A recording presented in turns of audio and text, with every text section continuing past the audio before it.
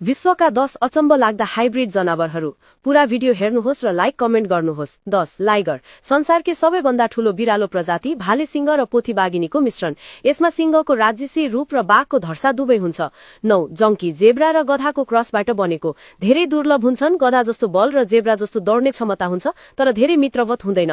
8 ग्रोलार भालु, polar bear र grizzly बियरको संकर। पोलर बियर जस्तो हल्का रङको कपाल हुन्छ, तर ग्रिजली जस्तो बलियो शरीर हुन्छ। उत्तर अमेरिकाको चिसो भाग र क्यानाडामा कहिलेकाहीँ मात्र देखिन्छ।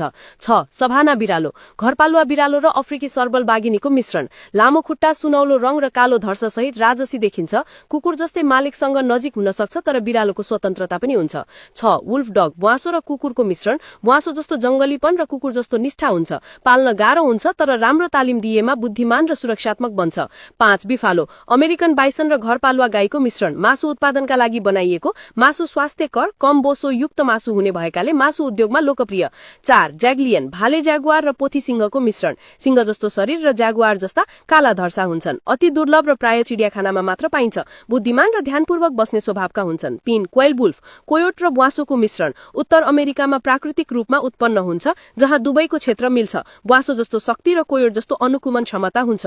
2 बेल्जियन प्लू, बेल्जियन गाई र अर्को हाइब्रिड गाईबाट बनाइएको। सुपर गाई भनिन्छ। अत्यधिक मांसपेशी भएका, कम बोसो र बढी प्रोटिनयुक्त मासु हुने भएकाले मासु उद्योगमा लोकप्रिय। 1 किलर मौरी, अफ्रिकी महमौरी र युरोपेली महमौरीको मिश्रण।